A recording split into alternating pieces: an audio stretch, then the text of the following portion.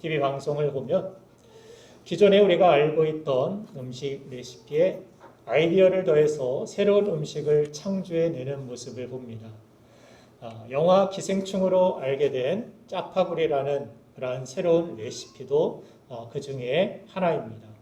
그런데 성경을 보면은 많은 사람들이 인생 속에서 불가능한 상황이나 또 어려운 문제를 만났을 때 세상에 정형화된 그러한 공식으로 그 문제를 풀려고 애써보지만 더욱더 깊은 수렁에 빠지는 것 같은 고난을 그들이 겪는 것을 보게 됩니다. 그런데 하나님은 그들에게 언제나 그 모든 상황과 어려움들을, 그 경험을 뛰어넘는 새로운 생각과 새로운 길들을 열어 주심을 보게 됩니다. 애국 군대에 포위당한 이스라엘 백성들에게 바다를 갈라서 길을 내시고 여호수아가 또 전쟁 중일 때에는 해와 달을 멈추게도 하셔서 그 전쟁을 이기게 하셨고, 또 오늘 본문이 기록된 빈들에서는 5,000명 이상, 남자만 5,000명 이상이니까 모든 사람들 어린아이와 여자까지 포함하면 15,000명에서 20,000명가량의 그 많은 사람들을 배부르게 먹고도 남을 만한 만찬을 빈들에서 베푸시는 친절한 셰프가 되시는 예수님의 모습을 성경을 통해 우리는 발견하게 됩니다. 우리의 인생은 때로는 쓰고 때로는 달고 때로는 쉬고 때로는 눈물 나는 그러한 여러 가지 맛들이 인생에 포함되어 있지만 우리가 알고 있는 레시피가 전부가 아님을 우리는 알아야 합니다. 이것은 그저 쓴맛이야. 이것은 실패니까 이것은 눈물 나는 맛이야. 이것으로 고정화시키고 정형화시키지 말아야 한다는 것입니다. 주님은 오히려 그 맛을 통하여서 주님의 레시피를 통하여서 우리의 인생을 쓴맛에서 단맛으로 바꿔주실 수 있는 분. 우리의 인생의 실패와 좌절의 상황 속에서 그것을 성공으로 바꿔주실 수 있는 분임을 성경은 우리에게 가르쳐주고 있습니다. 성경을 보면 예수님의 죽음으로 인하여서 제자들이 절망하고 이것은 다 끝났다라고, 이것은 눈물 나는 맛, 쓰디쓴 패배의 맛이라고 십자가를 바라보며 또 예수님의 갇히신 무덤을 바라보며 그렇게 생각했습니다. 그러나 예수님은 무덤 문을 활짝 여시고 무덤을 이기시고 나오셔서 이것이 실패가 아님을, 이것이 끝이 아님을, 사망 권세를 깨뜨리신 부활의 주님께서 우리에게 가르쳐 주셨다라는 사실입니다. 그러므로 우리가 배워야 할 것은 무엇입니까? 바로 예수님의 행복 레시피입니다. 어떻게 하면 우리의 인생이 정말 살맛나는 인생이 될 수 있을까? 주님의 레시피를 통하여서 오늘 성경은 그 두 가지 사실을 우리에게 설명해 주고 있는데, 저는 오늘 이 감사절에 주님 앞에 감사함으로 예배하는 여러분들의 가정과 삶과 여러분들의 삶의 모든 터전 위에 감사가 넘치는, 기쁨이 넘치는 행복한 맛있는 인생이 되기를 주님의 이름으로 축복합니다. 자, 그러면 오늘 예수님께서 우리에게 가르쳐 주시는 레시피, 행복 레시피의 첫 번째는 무엇입니까? 바로 믿음입니다. 오늘 성경은 본문 누가복음 9장을 보니까 어떤 상황이 펼쳐지고 있느냐면 빈들에 많은 사람들이 예수님의 말씀을 듣기 위하여서 모였습니다.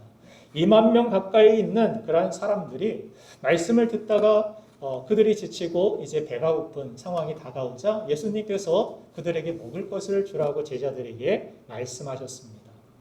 근데 빈들에 먹을 것, 그 수많은 사람들을 먹일 만한 음식도 부족할 뿐만이 아니라 또 가게도 없고 음식점도 없고 모든 상황이 부족하기만 한 그런 상황 속에서 예수님은 제자들에게 어떻게 보면은 무리하게 생각될 만한 그러한 요구를 하시는 것을 볼 수가 있습니다. 왜 예수님께서는 제자들에게 이런 명령을 하신 것일까요? 예수님은 지금 제자들에게 상황 파악을 하라고 말씀하시는 것이 아니라 제자들에게 요구하고 계시는 바가 있습니다. 제자들에게 가르쳐주고 싶은 바가 계십니다. 이 모든 상황만 바라볼 것이 아니라 빈들만 바라볼 것이 아니라 자기 능력의 한계만 바라볼 것이 아니라 이 모든 상황 속에서도 이 모든 불가능하게 생각되는 일들을 가능케 하시는 예수님이 바로 그들 앞에 있음을, 그가 믿어야 되는 것은 빈들의 상황이 아니라 자신의 능력의 한계가 아니라 바로 예수 그리스도라는 사실을 제자들에게 지금 가르쳐주고 계신 것입니다. 우리의 인생이 항상 부족함으로 이 세상은 우리는 그 부족함을 채우기 위하여서 그렇게 갈구하며 살아가고 있지만 거기에서는 진정한 우리의 인생의 행복을 찾을 수가 없습니다. 마치 바닷물을 목마르다고 마시는 것과 같이 또 다른 것을 채우면 또 다른 갈증이 일어나고 우리의 인생은 진정한 행복을 누릴 수 없는 그러한 시스템이, 이 환경이 주어진 것입니다. 그러나 그럼에도 불구하고 그 모든 조건과 상황과 환경 속에서도 진정한 기쁨이 되시는, 진정한 만족이 되시는, 우리의 삶을 진정으로 행복으로 채워주실 수 있는 분, 만족해 하실 수 있는 분, 그분은 바로 세상의 다른 것이 아니라, 내 능력이 아니라 내 안에 계신 예수 그리스도라는 사실을 우리에게 가르쳐 주고 계신 것입니다. 그러므로 우리가 믿어야 될 것은 무엇입니까? 내 자신이 아니라, 빈들의 상황과 눈에 보이는 환경이 아니라 바로 우리 가운데 역사하시는 예수 그리스도, 내 안에 항상 거하시며 나를 진정한 행복의 길로 인도하실 수 있는 예수 그리스도를 믿는 믿음이 우리에게 필요한 줄로 믿습니다. 진정한 감사는 여기에서부터 시작되는 것입니다. 진정한 행복은 바로 믿음에서부터 시작되는 것입니다. 내 자신 혼자의 힘으로 빈들을 걸어가고 있는 것이 아닙니다. 내 자신의 힘으로 내게 맡겨진 사역과 사명과 인생의 길을 걸어갈 수 있는 것이 아닙니다. 그 모든 것을 가능케 하실 수 있는 분, 충분히 채우고도 남음이 있을 수 있는 분, 그분이 바로 우리를 사랑하시는 예수 그리스도라는 사실입니다. 우리 삶이 때로는 죽음으로 둘러싸여 있는 그러한 건강의 위협을 당하고 또 여러 가지 실패의 위협이 둘러싸고 있는 그런 환경이 주어질 때가 있습니다. 그런 현실이라 할지라도 주님은 주님의 부활의 모습을 통하여 요한복음 11장 39절과 40절을 보면은 우리에게 그 무덤문을 열고 살아나오시는 분, 그분이 우리가 믿는 부활의 예수님이라는 사실을 우리에게 말씀하고 있음을 보게 됩니다. 주님은 그렇게 말씀하시는 거예요. 우리 39절과 40절 말씀 한번 읽어볼까요? 시작. 예수께서 이르시되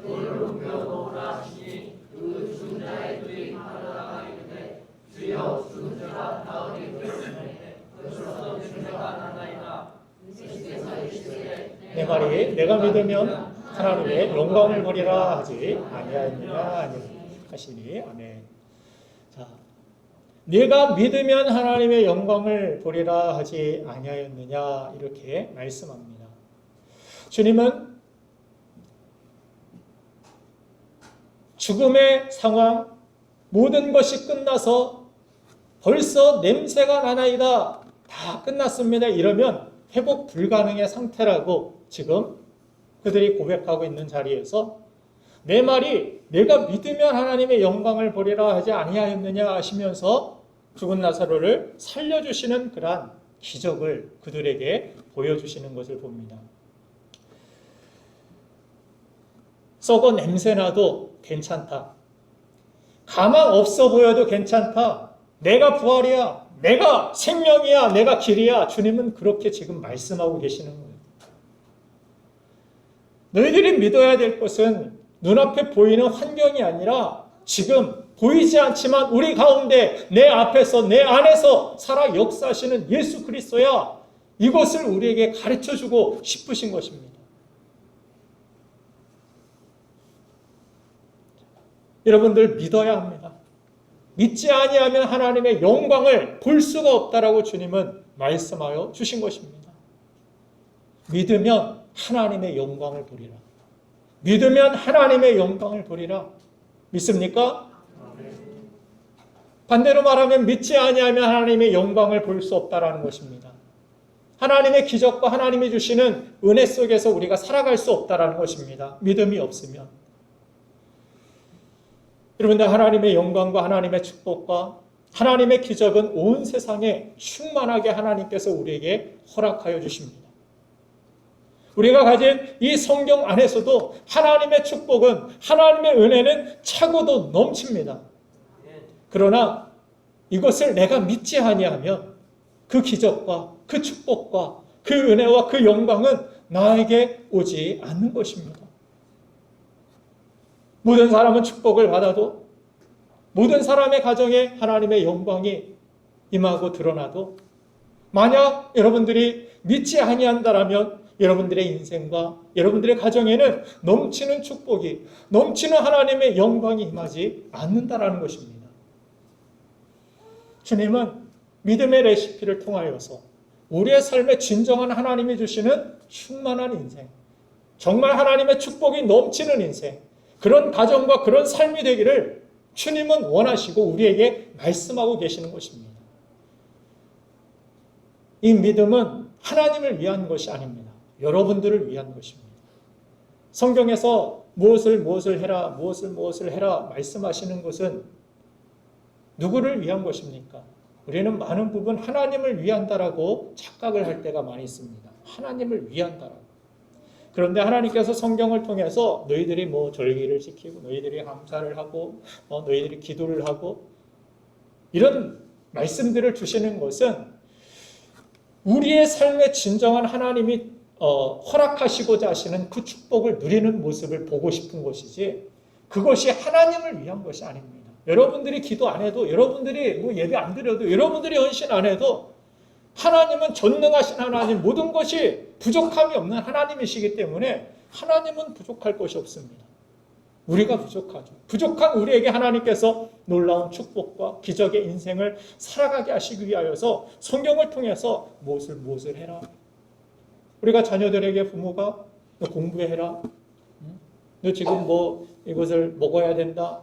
이야기하는 것은 부모가 배부르려고, 자녀가 공부 잘해서 덕 보려고 그런 거예요? 자녀 덕 보려고 공부시키는 겁니까? 배민정 집사님 어때요? 아니죠? 돈 들여가면서 막 잔소리 해가면서 아이가 막 다퉈가면서 왜 그래요? 하라고 하는 것은 내 유익과 영광을 위한 것이 아니에요.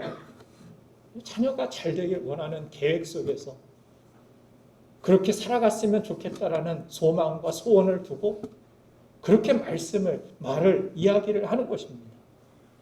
그래서 하나님의 말씀을 우리가 믿어야 해요. 이 말씀이 나를 복되게 하고 이 말씀이 나를 살리고 나에게 이 믿음이 있어야 진정한 나의 인생에 살맛나는 인생이 된다는 사실을 우리가 믿고, 상황을 바라보는 것이 아니라, 빈들을 바라보는 것이 아니라 제자들과 같이 내 능력의 한계만 바라보면서 먹을 것을 살 수가 없어서, 돈이 없어서 안 됩니다. 주님께서 직접적으로 말씀하심에도 불구하고 이 수많은 사람들이 현실 파악은 얼마나 잘하는지 몰라요. 남자만 해도 5,000명이 넘습니다. 주변엔 가게도 없습니다. 우리에게는 돈도 없습니다. 상황 파악은 얼마나 똑똑하게 잘하는지. 그런데 헛똑똑이죠. 그 전능하신 주님, 생명의 근원이 되시고 능력의 근원이 되시고 기적의 주인공이신 그 주님을 앞에 두고도 못합니다. 안 됩니다. 안 되는 거 안 돼요. 현실은 현실입니다. 내 능력의 한계는 이것뿐입니다. 우리도 항상 그렇게 예수님을, 능력과 예수님의 놀라운 기적과 예수님이 행하실 모든 일들을 내 능력 안에서 제한할 때가 얼마나 많이 있습니까? 여러분들의 인생 그렇게 살지 마세요. 믿음으로 사세요. 여러분들의 한계를 가지고 살지 마시고 믿음으로 여러분들의 한계를 뛰어넘는 인생, 기적의 인생이 되기를 주님의 이름으로 축복합니다. 그래서 나에게 믿음이 있다라면 하나님의 영광을 보게 된다. 하나님의 역사를 보게 된다. 하나님의 축복이 임하게 된다. 주님은 그렇게 제자들에게 또 우리에게 말씀하고 싶으신 것입니다. 찰스 스펄전 목사님이 이런 말씀을 하신 적이 있습니다. 하나님의 축복의 금괴를 현재 사용할 수 있는 주화로 바꿀 수 있는 믿음을 가져야 된다라고. 하나님의 금궤로 우리에게 금궤 형태를 딱 주셨는데 이것을 실질적으로 우리의 삶에서 사용하려면 믿음이라는 주화로 만들어야 된다는 거예요. 유통할 수 있는 실질적인 그런 믿음이라는 주화로 바꿀 수 있어야 된다는 것입니다.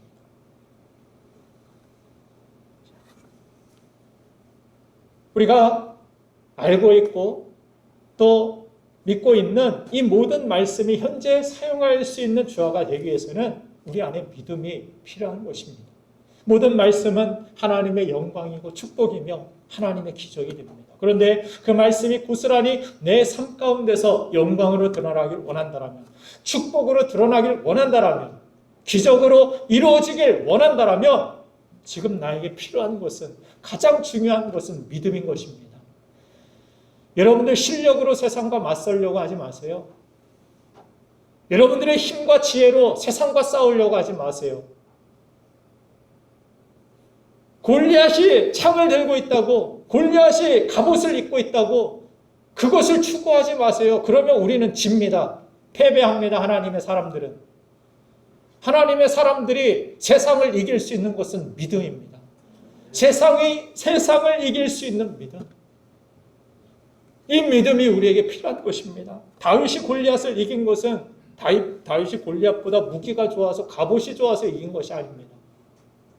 너는 칼과 단창으로 내게 나오지만 나는 만군의 여호와의 이름 가지고 내게 나아가겠다. 무슨 말입니까? 골리앗과 같은 장비를 갖추니라고 그 스펙을 가지려고 그것이 아니라 그에게 가장 중요한 것은, 지금 가장 나에게 필요한 것은 하나님을 신뢰하는 믿음. 그 하나님이 나와 함께 하신다라는 믿음. 이 믿음이 골리앗을 이겼고 이 믿음을 통하여 하나님의 기적을 그가 보았고 하나님의 영광이 다윗의 인생에 임하는 것을 볼 수가 있습니다. 우리의 인생도 마찬가지입니다.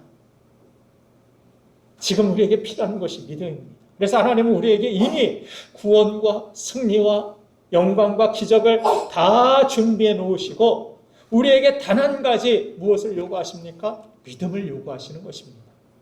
히브리서 11장 6절 말씀처럼 하나님은 무엇을 기뻐하시는가?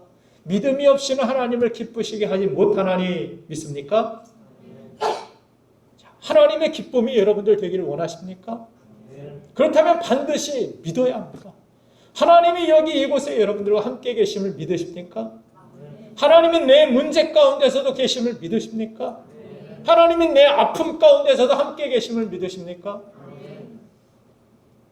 고독하고 때로 아무도 도울 수 없는, 아무것도 없는, 더 이상은 내 한계를 가지고 앞으로 이 문제를 해결할 수 없는 그 빈들에도 주님이 계심을 여러분들 잊지 마시기 바랍니다.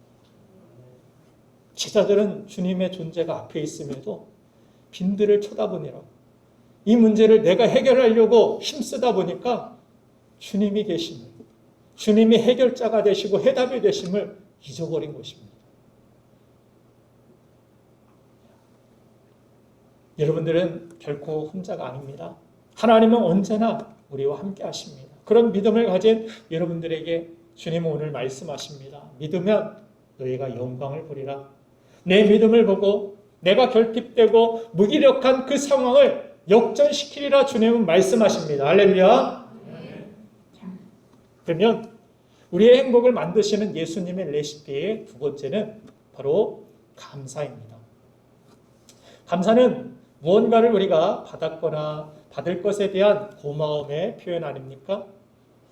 받은 것에 대하여서 우리는 인정하는 그러한 감사의 태도를 항상 유지할 수 있어야 됩니다. 그래서 하나님의 뜻이 무엇이냐? 범사에 감사하라. 이것이 우리를 향한 하나님의 뜻의 한 가지임을 선포하신 바가 있습니다. 범사에 감사하는 것. 우리가 감사를 잘하는 그러한 삶이라면, 자연스러운 것이라면 하나님은 그렇게 성경을 통해서 우리에게 강조하시지 않았으리라 생각이 됩니다. 우리가 얼마나 불평을 잘하는 삶입니까? 죄로 인하여서 인간은 죄성을 가지고서 감사보다는 하나님 앞에 에덴 동산에서 뭐든지 감사하고 부족함이 없습니다 그랬는데 항상 부족함만 바라보고 하나님께서 금하신 선악과를 바라보고 그러면서 인간이 무엇을 갖게 되었습니까? 불평과 원망의 마음을 가지게 된 것입니다. 그렇죠? 아직 배경음악을 깔 때가 아니에요. 예? 그럼에도 감사해요. 예? 하나님의 은혜 안에서 자던 분들이 벌떡 눈이 떠지신 것 같아요. 너무 감사해요. 받은 것에 대해서 인정하고 감사하는 것이 쉽지 않음을 우리가 알지 않습니까? 직장에서 얼마 전에 조사를 해보니까 직장에서 가장 많이 하는 말이 무엇일까? 당연히 업무에 관련된 말이라 생각했는데 가장 많이 하는 말이 직장 상사에 대한 그러한 험담, 그리고 회사에 대한, 직장에 대한 그러한 험담이 1위였다고 합니다. 만나면 그냥 상사를 욕하는 거예요. 회사가 뭐가 잘못됐고 뭐가 잘못되고 불평하는 거.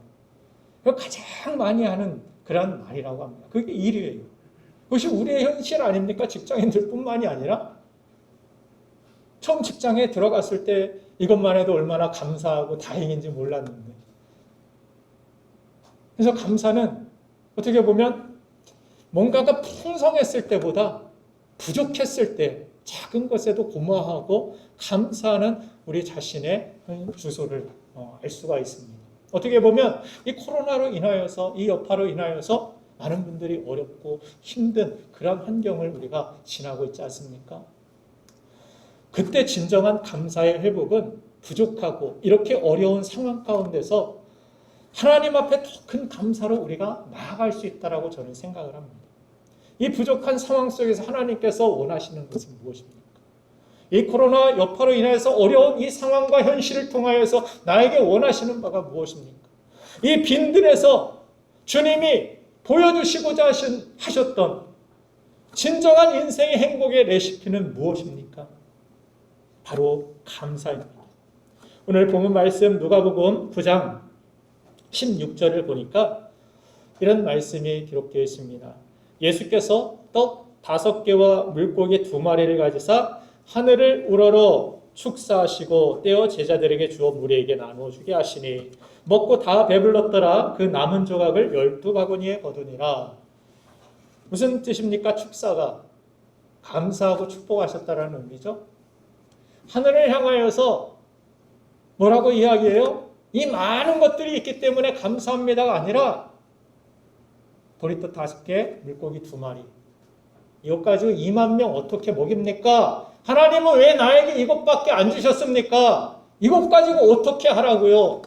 이게 아니라 하늘을 향하여서 주님께서 이 작은 것 가지고 뭐예요? 감사하는 거예요. 이 작은 것 가지고도 하나님 앞에 감사하는 모습. 기적은 여기에서 시작된 것입니다. 우리의 인생의 기적은 감사에서 시작됩니다. 왜 나에겐 이것밖에 없고 나는 이거 왜 못하고 나는 저 사람은 저렇게 많이 있는데 나는 왜 물고기 2마리 보리떡 5개 이것밖에 없습니까? 내 능력의 한계는 왜 이것밖에 아닌가요? 이럴 필요 없다라는 거예요. 이런 불평 어린 말을 우리 입술에서 우리 생각 속에서 버려야 하는 것입니다. 그리고 뭘로 채워야 돼요? 감사합니다. 이거라도 있어서 감사해요. 이렇게라도 할 수 있어서 감사해요. 감사해요. 주님은 그것을 가지고 그 적은 것을 가지고 감사를 하나님 앞에 드리면서 우리에게 보여주시는 거예요. 이 감사가 바로 우리의 인생의 기적을 낳는다. 너의 인생의 행복을 가져다 준다. 이 감사를 통해 하나님이 일하시고 역사하신다. 믿습니까?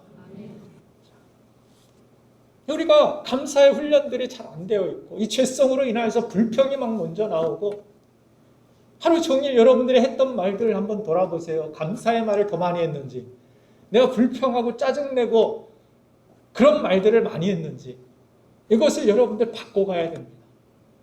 이거 하나님에 대한 여러분들의 삶의 태도예요. 이게 달라지지 않으면 아무리 지식적으로 감사는 좋은 거야. 감사는 하나님의 기적의 레시피야. 재료가 돼. 아무리 많이 알고 있어도 여러분들의 삶에 하나님의 영광이 임하지 않습니다. 내가 내 삶의 태도를 바꿔야 돼요. 감사는 믿음의 태도이기 때문에 없는 모든 상황 속에서도 불평이 막 쏟아지려고 하는데 이걸 참고 막고 뭐 해야 돼요? 감사의 시각을 가지고 하나님 앞에 믿음을 가지고 감사를 드릴 수 있어야 됩니다. 이게 잘 안 되니까 문제가 되는 거죠. 그래서 우리에게 말씀을 주시는 거예요. 우리에게 직접 주님이 보여주시는 것입니다. 예전에 우리 교회에서도 감사의 그러한 캠페인을 제가 했던 적이 있죠. 다 이렇게 보라색 팔찌를 이렇게 나눠드리면서 불평할 때마다 다른 쪽으로 이렇게 옮겨서 차시라고. 그러면서 내가 얼마나 불평을 하는지 인식하지도 못한 채 습관이 되어서 그런 태도로 살아가는 것을 좀 고쳐보려고 그렇게 제안을 드렸습니다. 그리고 저도 실제적으로 해봤는데 이게 하루도 안 돼서 때려치웠습니다. 이쪽에서 옮기고 저쪽에서 옮기고 불평 나올 때마다 이렇게 옮기니까 이게 얼마나 자주 옮겨 다니는지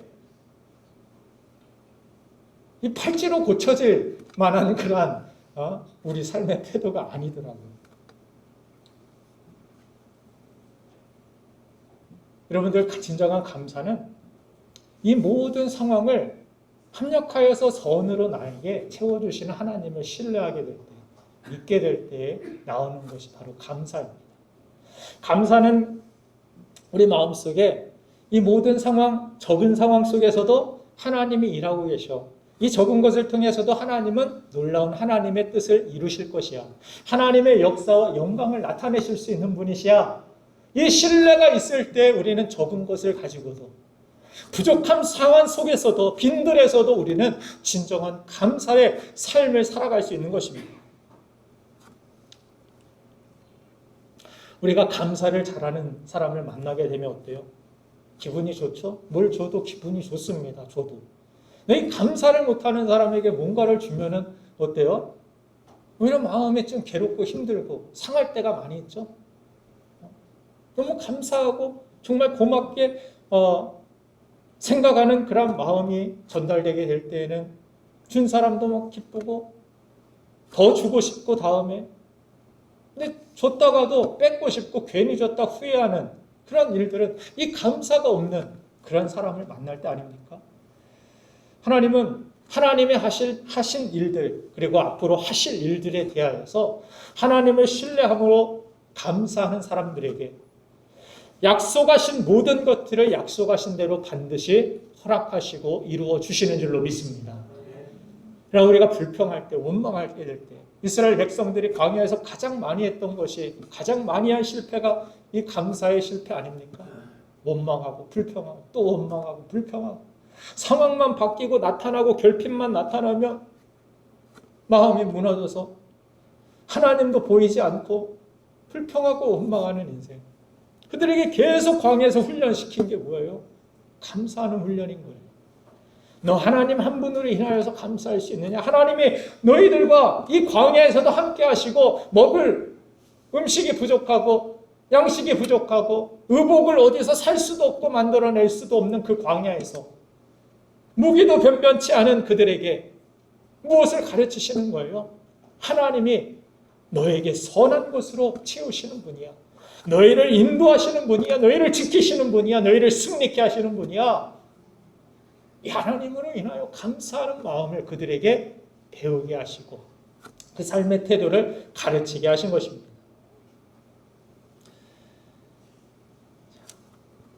그래서 하나님께서 그들이 막 불평할 때마다 마음이 불편해 하시는 하나님의 모습을 우리가 보지 않습니까? 막 화를 내시고 막 진노하시는 이거 다 쓸어버릴까 하는 다른 민족을 세워다가 그냥 내 백성을 삼을까 하는 그런 하나님의 마음 아파하는 괴로워하는 마음을 우리가 성경을 통해 알 수가 있는 것입니다. 그래서 하나님이 기뻐하시지 않는 성도, 그런 성도는 감사는 없고 불평만 말하는 성도임을 성경을 통해 우리는 배우게 되는 거예요. 이런 사람은 받은 것도 다 나중에 잃어버리고 빼앗기고 다시 하나님 앞에 받을 기회조차도 상실하는 모습을 봅니다. 우리도 가끔 이런 말들을 할 때가 있습니다. 하나님이 내 기도를 들어주시지 않는 것 같아요. 하나님은 나에게 관심이 없는 것 같아요. 하나님은 나를 도와주시지 않는 것 같아요. 하나님 앞에 헌신하고 주의 일을 열심히 해도 소용없는 것 같아요. 이런 말씀을 하는 그러한 성도들은 하나님이 기뻐하시지도 않을 뿐만이 아니라 하나님께 복을 받지도 못하는 그러한 상태임을 우리는 인식할 수 있어야 됩니다. 이걸 고쳐야 돼요. 상황 그대로 이것 가지고 못해. 하나님이 왜 안 도와주시고 이것밖에 안 줘. 이런 사람은 하나님의 기적과 영광이 빈들에서 일어나지 않는다라는 것입니다. 그러나 기적은 하나님 앞에 이것을 가지고도 감사하는 사람입니다. 그를 통하여서 하나님의 영광이 우리의 삶에 반드시 드러나게 된다는 사실을 잊지 마시길 바랍니다. 기도할 때에도 마찬가지죠. 기도할 때도 조금도 의심치 말라 말씀하십니다. 바람에 요동하는 그런 갈대처럼 그런 물결처럼 우리 마음이 의심으로 흔들리지 말아야 되고 감사함으로 하나님 앞에 아뢰라고 성경은 우리에게 감사의 기도를 드리는 것이 얼마나 중요한지를 가르쳐 줍니다. 내가 기도할 때 나에게 하나님은 항상 응답해 주시는 분이야. 선으로 응답해 주시는 분이야. 때로 바로 내가 원하는 때에 응답해 주시기도 하셨지만 때로는 내가 잊고 살았는데 지나고 보니까 응답되어져 있기도 하고 지금 즉시 응답이 안 돼도 괜찮아. 언젠가 반드시 합력하여서 나의 기도를 통하여 하나님은 선을 이루어 주실 것이야. 내 삶에 그렇게 응답해 주실 것이야 하고 계속해서 믿음으로 기뻐하는 사람, 감사함으로 깨어 기도하는 사람을 하나님이 기뻐하시는 줄로 믿습니다. 히브리서 11장 아까 읽었던 6절 후반절을 다시 보면은 우리 한번 같이 읽어보겠습니다. 시작. 믿음이 없이는 하나님을 기쁘시게 하지 못하나니 하나님께 나아가는 자는 반드시 그가 계신 것과 또한 그가 자기를 찾는 자들에게 상 주시는 이심을 믿어야 할지니라. 아멘. 아멘. 자기를 찾는 자들에게 상 주시는 이심을 믿으십니까? 기도할 때도 반드시 응답하여 주시는 분이심을 믿으십니까? 내가 행하는 하나님의 말씀을 기준으로 내가 하는 모든 선행과 모든 봉사와 모든 헌신들에 하나님은 그것을 기억하시고 반드시 선으로 갚아주시는 하나님이심을 믿으십니까? 아직도 하나님 앞에 은혜를 받은 게 없다면 하나님 앞에 은혜를 구하세요. 은혜를 받아야 합니다. 은혜가 무엇인지 알아야 감사하죠. 그죠? 그 사랑이 무엇인지 하나님의 축복이 무엇인지 알아야 감사할 수 있죠. 구하세요. 주실 것입니다. 많이 받으시길 바랍니다. 그리고 여러분들 받을 것에 대한 또 확신을 여러분들 거기에서부터 가져야 합니다. 받을 것에 대한 확신. 상 주시는 이심을 믿어야 한다라고 말씀합니다. 우리가 많은 부분 사역을 하다가 이웃에게 선을 베풀고 주의를 할 때 중단하고 뒤로 돌아서게 되는 많은 이유가 여기에서 있다라고 생각을 합니다. 믿음으로 하나님의 상을 바라보는 것을 그 시선을 놓쳤기 때문에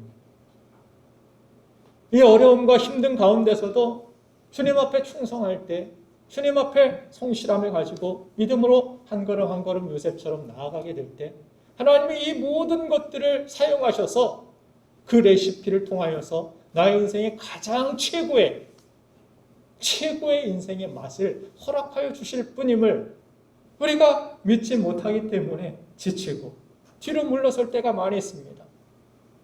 뒤로 물러서면 하나님이 기뻐하시지 않는다라고 말씀하신 이유도 여기에 있습니다. 지칠 수 있어요. 힘들 수 있어요. 어려울 수 있어요. 그러나 하나님의 상을 끝까지 누가 바라보느냐? 하나님의 선하심을 누가 끝까지 붙들고 믿느냐? 여기에 우리의 삶의 진정한 인생의 맛이 달라지게 된다는 것입니다. 그래서 히브리서 10장 38절에 나의 의인은 뭐로 말미암아 산다라고 말씀합니까? 믿음으로 말미암아 살리라.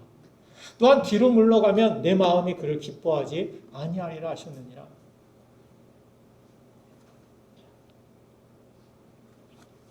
우리가 기도할 때 정말 의심 없이 믿음으로 하나님의 선하심을 믿고 여러분들 기도할 때 놀라운 응답이 반드시 있을 것입니다. 어려움과 불평 어린 그 마음, 의심 어린 마음, 그것 가지고 기도하지 마시고 믿음을 가지고 기도하셔야 돼요. 나에게 반드시 이 모든 것들을 선하게 응답하시는 분이에요. 자, 사랑하는 여러분들, 우리의 삶 가운데 정말 때때로 쓴맛, 신맛, 눈물 나는 그러한 맛들이 우리 인생에 다가올 때가 있을 것입니다. 그러나 그 빈들의 상황, 그 어려운 상황 속에서 주님은 오늘 우리에게 가르쳐 주셨습니다. 두 가지 레시피. 첫째는 바로 믿음. 이 믿음을 통하여 여러분들은 하나님의 영광을 보게 되실 것입니다. 두 번째는 하나님을 향한, 하나님을 신뢰함으로 나오는 그 감사. 이 감사를 재료를 통하여서 여러분들의 상황 속에, 여러분들의 부족한 빈들에서도 하나님은 역사하실 것이며 놀라운 기적과 능력을 허락하여 주셔서 여러분들 모두가 그 하나님의 영광을 보고 기뻐하는 날이 반드시 오게 될 줄로 믿습니다. 이 믿음을 가지고 하나님 앞에 나아갈 수 있는, 예수님의 레시피를 가지고 인생의 진정한 행복을 누릴 수 있는 저와 여러분들의 길을 주님의 이름으로 축원드립니다. 이 시간 함께 기도하겠습니다.